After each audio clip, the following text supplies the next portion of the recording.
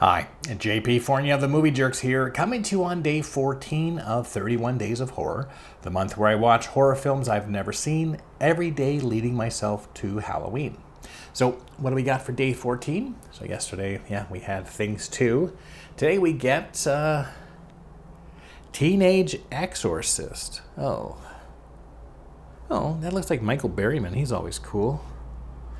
Okay, so what do we got? We got She'll Turn Your Head All the Way Around. So is she the one, isn't the one possessed the one who turns their head around? I guess she's turning other people's heads, okay. Diane is a repressed, neurotic grad student who moves into a cursed mansion only to be possessed by the house demon's demonic master.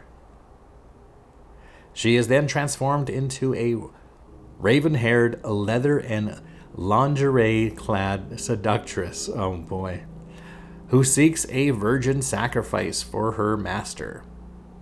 Meanwhile, her sister, brother-in-law, a priest, and a pizza boy try to rescue her while avoiding the demon's wrath. Okay, I guess here we go. Teenage Exorcist, day 14 of 31 Days of Horror. I started this film with fairly low expectations, only to have my expectations lowered even further when I saw this.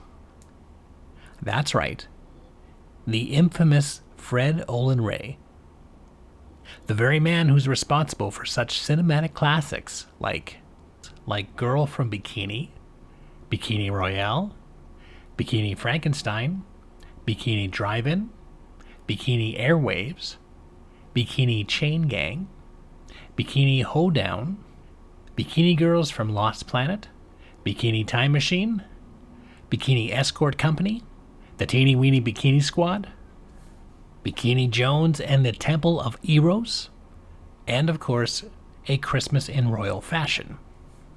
The marketing of this film puts a lot of stock into the presence of Michael Berryman, whose combined screen time barely makes up for 5 minutes, and also Eddie Deason, who doesn't show up until the 55-minute mark in this 86-minute film.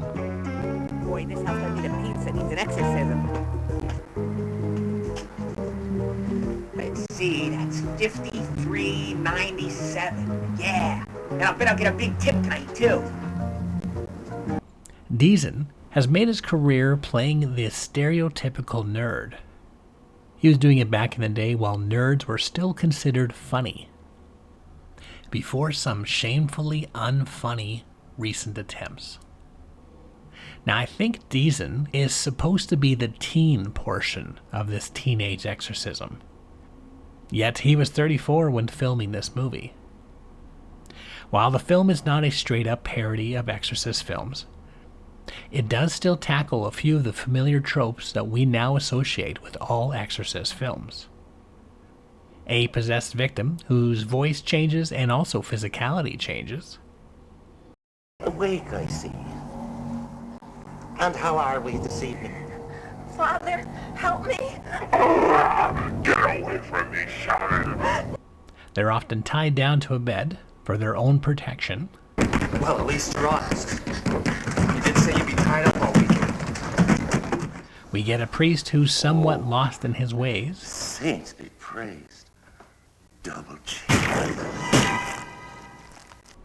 A group of people gather together to try to exorcise the demon out of the victim. And besides the summoned priest and the loving family member, who in this time is a sister, the cast of characters are an ex-boyfriend who's trying to stay a current boyfriend. Hello. Hello, baby. It's your lonely true love. I just want to hold you.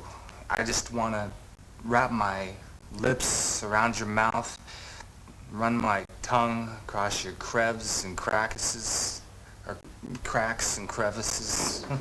Who is this? A pizza delivery boy who's not going to leave until he receives his full payment of the pizzas, plus tip. Just between us. Is everyone in this house a total nutsoid idiot, or is it just me? The demon, and my favorite, the dopey rich brother-in-law, Mike, who's played with a Thurston Howard III flavor by John Henry Richardson. Kid, now don't untie her. You see, you don't know what you're dealing with here. Now, why don't you open the door and I'll explain everything. He is the standout in this film. He appears to be a cast member who's enjoying himself on set. And while most of the humor is old, outdated shtick, Sure. Oh, now you see, little guacamole right there. Sweetheart, you're my hero. Richardson brings a unique flavor that often fits with all the corny situations. You check in here and we'll go outside. Oh, no, you don't.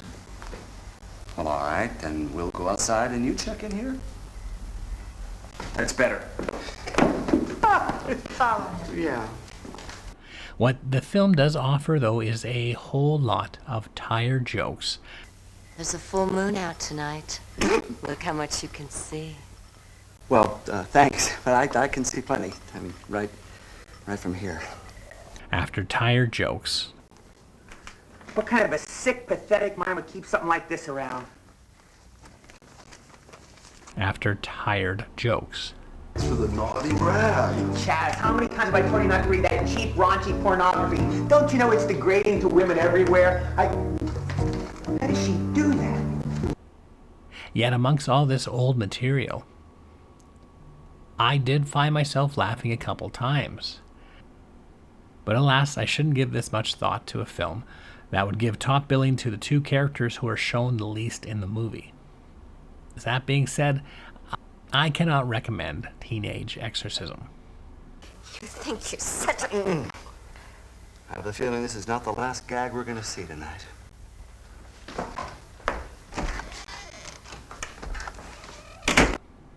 And there you go, day 14 of 31 Days of Horror. This time I watched Teenage Exorcist. If you've seen Teenage Exorcist or other unfunny comedies, let us know about them in the comments section. And if you're curious about other films that we're watching this month, be sure to hit the subscribe button to get updates daily. And for more information about the Movie Jerks, you can go to www.themoviejerks.ca.